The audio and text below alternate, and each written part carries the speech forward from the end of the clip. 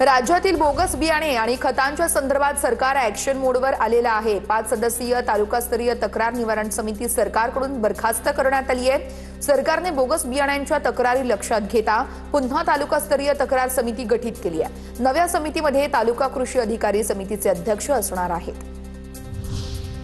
आज विदर्भासह मध्य महाराष्ट्र आणि मराठवाड्यामध्ये तुरळक ठिकाणी सोसाट्याच्या वाऱ्यासह वादळी पावसाची शक्यता आहे। सातारा, सोलापूर, धाराशिव, लातूर, नांदेड, पुणे, सांगली या जिल्ह्यांना येलो अलर्ट जारी करण्यात आलेला आहे।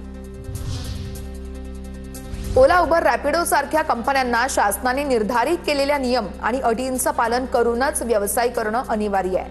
ॲप आधारित प्रवासी वाहतूक सेवा अधिक सुरक्षित, जबाबदार करण्यासाठी राज्य शासनानं धोरण लागू केलेलं आहे।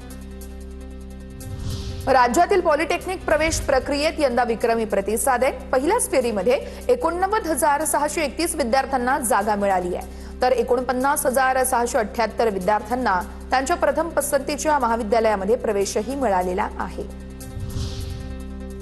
पेपर फुटीमुळे सर्व देशामध्ये चर्चेत असलेल्या नीट यूजी परीक्षेचा निकाल अखेर जाहीर झालाय।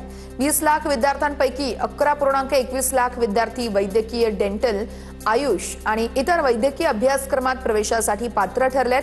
पंजाबचा आर्यन गुप्ता आणि हरियाणाचा पांशुल बन्सल 720 पैकी 715 गुण मिळवून संयुक्तरित्या देशामध्ये प्रथम क्रमांकावरती आलेले आहेत। बद्रीनाथ मंदिर देणगी चोरी प्रकरणातील चौकशी समितीचा 18 पानांचा अहवाल सादर। या अहवालामध्ये ड्रेस कोड आणि सीसीटीव्ही सह अनेक महत्त्वाच्या शिफारसी आहेत। मंदिरातील दान आणि पैशांची मोजणी करणाऱ्या कर्मचाऱ्यांसाठी ड्रेस कोड लागू करण्याची शिफारस आहे। ओडिशाच्या जगन्नाथपुरीमधील रथयात्रेदरम्यान चेंगराचेंगरीमध्ये 100हून अधिक जण जखमी, तर दोघांचा उपचारादरम्यान मृत्यू। रथयात्रेमध्ये 10 लाखाहून अधिक भाविक उपस्थित। जगन्नाथांचं दर्शन घेण्यासाठी भाविकांची मोठी झुंबड।